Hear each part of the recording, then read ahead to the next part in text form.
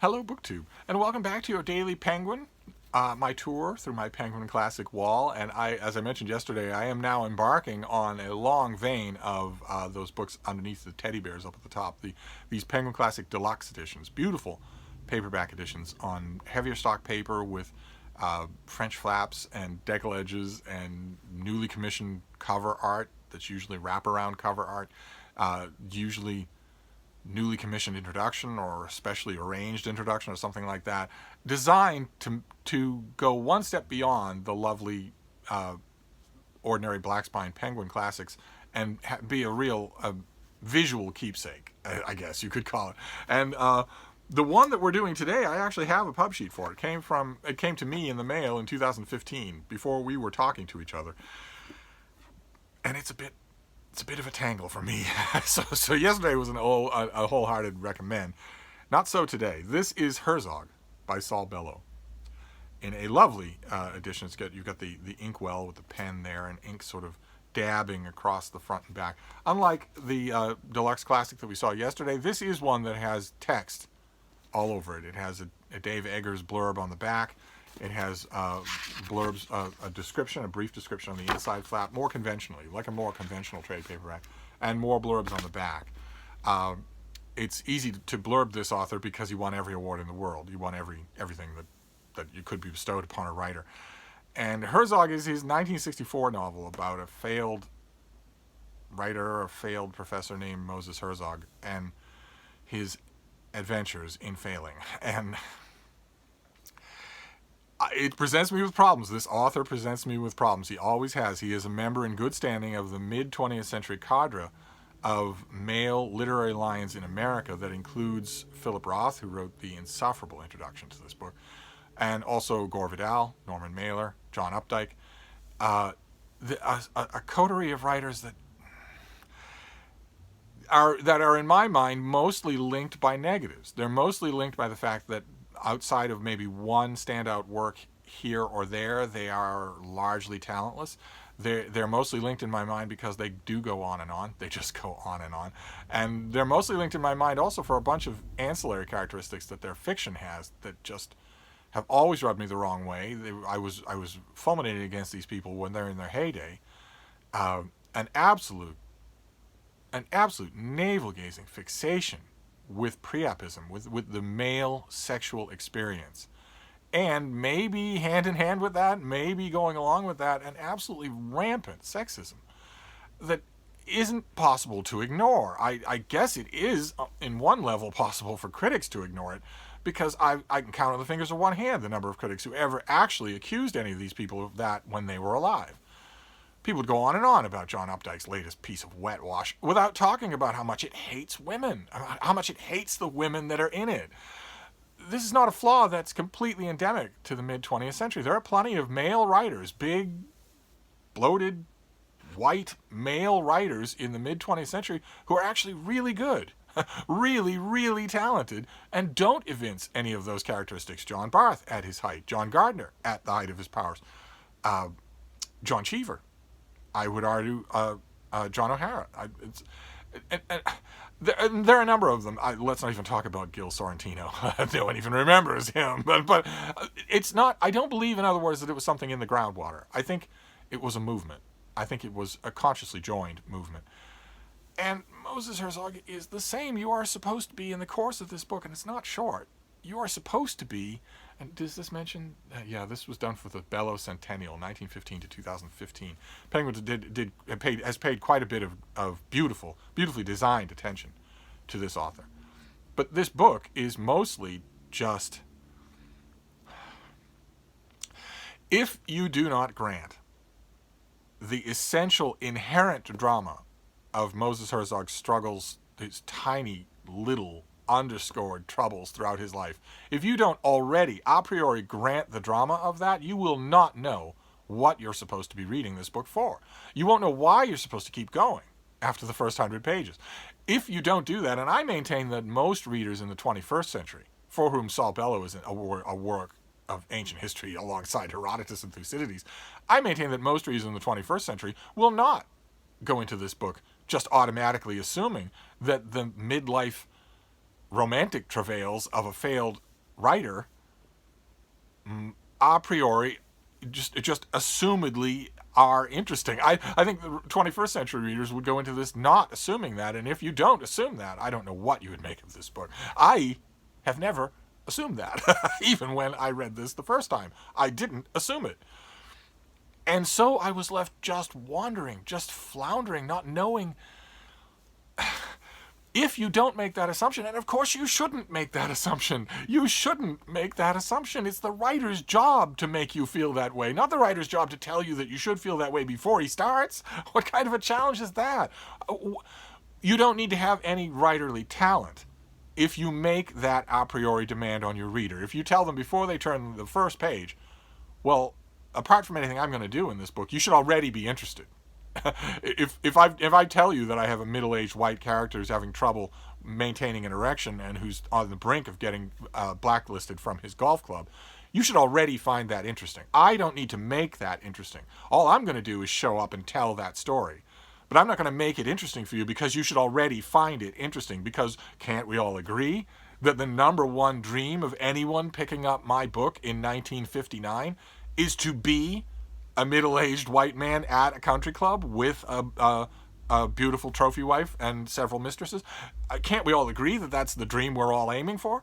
Well, okay, since we're all agreeing on that, and there's a whole chorus of voices in the back of the room saying, no, we don't agree with that. But he doesn't hear that.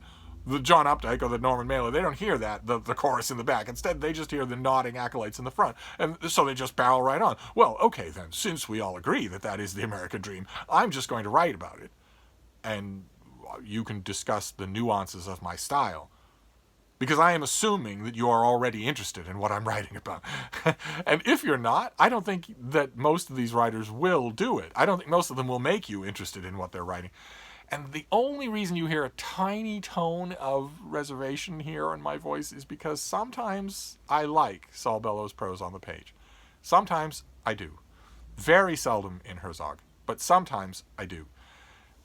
And so it's not completely dismissible for me in a way that so many of his peers in that group are. I can't forgive him for he wrote a later novella called Ravelstein, and the more you know of the backstory, the genesis of that book, the less forgivable it is. This was not a very forgivable author, despite the fact that I absolutely loved Zachary Leader's 2-volume massive biography of him. This is not a very forgivable writer. He's in that coterie. If we extend that coterie to the Western world and not, outside of America to the whole of the Western world, by far the most odious member of that coterie is V.S. Naipaul. But Bellow's not far behind, and that that kind of thing bugs me. I know we're supposed to divorce the person from the book, and I do, unless the person is making their life the book. And all these people, all these men did that. And when they didn't, when they stepped completely out of their narcissism in order to write a book, it notoriously was awful, notoriously terrible. Or they tried to do it and still ended up with their same old staring at their sagging belly in the bathroom mirror shtick, so that reviewers were forced to say, oh, well, okay, you're telling me that this novel is about Hamlet's mother and father, but it sure sounds like it's about you. But I can't really say that, can I? Because you're alive, and you're John Updike, and my editor loves you, and loves you personally. So that's not going to work. Anyway, I wanted to read you just a bit of this book. I could have picked any spot at random, because you're going to get a sense for Bellow's style no matter what I write. Soberly deliberating, Herzog decided it would be better not to accept Ramona's offer. She was 37 or 38 years of age, he shrewdly reckoned, and this meant that she was looking for a husband. This in itself was not wicked or even funny. Simple and general human conditions prevailed among the most seemingly sophisticated. Ramona had not learned those erotic monkey shines in a manual, but in adventure, in confusion, and at times probably with a sinking heart in brutal and often alien embraces. So now she must yearn for stability. She wanted to give her heart once and for all and level with a good man, become Herzog's wife, and quit being an easy lay. She often had a sober look. Her eyes touched him deeply. Never idle, his mind's eye saw Montauk, white beaches, flashing light, glossy breakers, horseshoe crabs perishing in their armor, sea robins, and blowfish. Herzog longed to lie down in his bathing trunks and warm his troubled belly on the sand. But how could he? To accept too many favors from Ramona was dangerous. He would have to pay with his freedom. Of course, he didn't need that freedom now. He needed a rest. Still, after resting, he might want his freedom again. He wasn't sure of that either, but it was a possibility. The book is 500 pages of that. So if you liked that, then this is a book for you.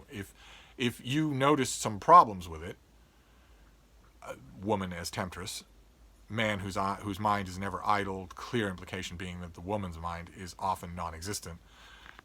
The fact that she has two choices in her life. Herzog and the men in Bellow's novels never have only two choices. They have a wide variety of choices. Lots of them bad, lots of them good. What are her two choices? She can either be a whore or she can be Herzog's wife. And, and on and on. So you're gonna have to. This is gonna be another split screen Penguin recommend from Steve, I'm afraid. Not like yesterday. Some of them will be like this. If you are a 21st century American, and I almost want to say if you're a 20th century American Jew, you probably need to read a little Saul Bellow, Herzog, Henderson the Rain King, Augie Marsh, one of the big books. You probably need to do that. And that is not a wholehearted recommendation because it's tiresome stuff. It's quite often tiresome stuff. There can be flashes of rhetorical talent. You saw some in that one excerpt. You saw some. They're there and they exist, and sometimes they have whole pages. Sometimes they rule for whole pages at a time, which is no mean feat. Most writers can't do that. But it's not a wholehearted recommendation because these can be a slog. They can be a slog, and also they can be an irritating trip into the mind and priorities of someone that you get a stronger and stronger sense you would not have liked, which again isn't a crucial yardstick when it comes to judging literature, but it's unavoidable when writers are so incredibly, I don't even want to say autobiographical, because this is not autofiction. Most of this is not, Ravelstein aside, most of this is not autofiction, but it is relentlessly self-obsessed, auto-obsessed. The dressings might be fictional, but there are a number of circumstances. If you are a student of literature, for instance, you have to read Saul Bellow. Probably one major novel, probably all of them. I would stress the Penguin, not in the deluxe edition, but in those orange spine trade paperbacks. Penguin makes a wonderful volume of his short stories that are well worth your time. But otherwise, if you don't feel that there is any kind of outside compulsion on you to read this author, then I wouldn't subject yourself to the longer works. Maybe a short story. If you like his voice, fine. There's plenty more where that came from. But if you don't, I would like to believe, maybe less so with this member of that coterie than with any other, but I would like to believe that whole band of literary lions is going to die, that their memory is going to die, that their reverence is going to end, and that they're going to become forgotten footnotes in 20th century literature, just the way I could talk for an hour about the forgotten footnotes of 19th century literature. I'd like to think that's going to happen, that the cream will rise, and that their good contemporaries will be remembered more than they will be. I'd like to think that will happen. I would hate it if our modern day censorship, our modern day puritanism that hates everything male and everything white just by reflex, just for racism and sexism reasons. If someone looks at a camera or tells you in person that men can't write, or that I don't read anything by, I'm a white man, but I don't read anything by white people. What you should hear for that, you should hear that for the sexism and racism that it is. You should hear that person say, I don't read anything by black people. You wouldn't talk to them again if they said that. But somehow in our current social media driven 21st century puritanism, it's perfectly fine for someone to just openly say, I don't read anything by white people. I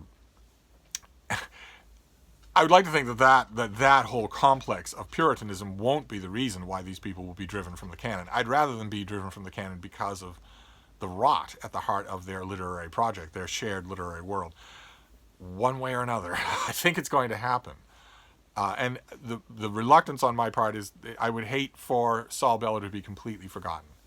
I would hate for that to happen, even though I think he is overly remembered. I think he's overly venerated, very much so. But one way or another, if you're not that kind of person, then I would recommend, if you're interested in this author, read Zachary Leader's biographies of him. The 2-volume biography is fantastic, just fantastic. What an amazing reading experience, just from start to finish.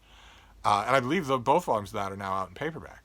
But anyway, that is your Penguin Classic for today. It's a Penguin Classic Deluxe Edition, another very lovely one.